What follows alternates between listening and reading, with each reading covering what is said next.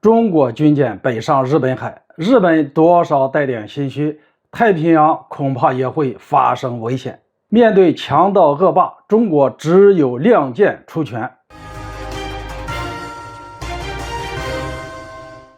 大家好，我是肖映华。日本防卫省30号对外宣布，中国海军的2艘导弹驱逐舰以及1艘补给舰在此前一天通过了对马海峡，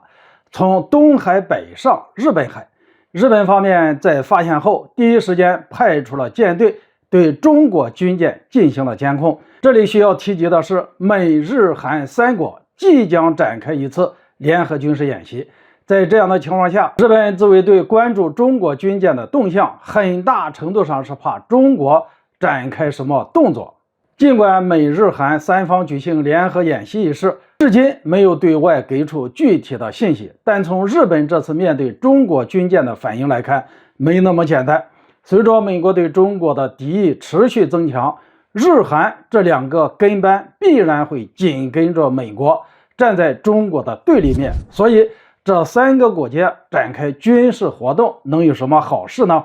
直白一点就是冲着中国来的。这是日本的近距离跟踪干扰，不利于双方互信的同时，也对双方舰队以及人员构成了严重的威胁。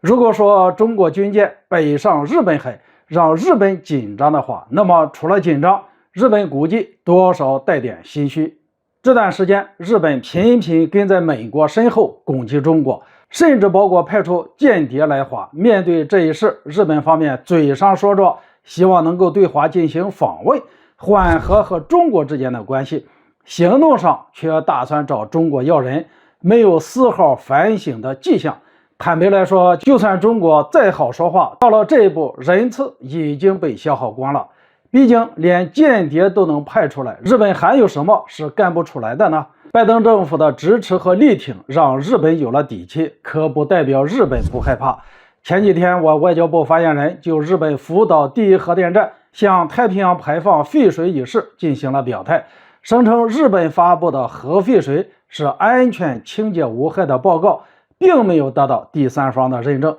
所以不能当作排污入海的理由。事实上，针对日本单方面决定向海洋排放污水一事，我国已经多次表明了立场，不允许日本擅自行动。究其原因，是因为中国担心中国民众的健康，怕殃及池鱼。要知道，日本计划排放的核污水中含有60多种放射性元素，这几十种放射性元素中有一部分还没有处理的技术。要是就这么排入海洋，必然会造成无法预料的严重后果。为了海洋安全环境以及中国民众的健康，中国坚决不同意日本擅自排放污水进入海洋。这一次中国明显非常的强硬，直言如果一意孤行，中国绝不会轻易放过日本，一定会日本实施制裁。从表面上看，中国军舰北上日本海与排放污水一事没有联系，但其实对中国军舰的行动，日本是心虚的，怕中国军舰北上日本海以后又去太平洋溜达一下，用实际行动暗示日本人不要轻举妄动。不过面对强盗恶霸，中国的做法是对的，既然好话听不进去，那就只能亮剑出拳了。好了，今天就说到这里，咱们下次见。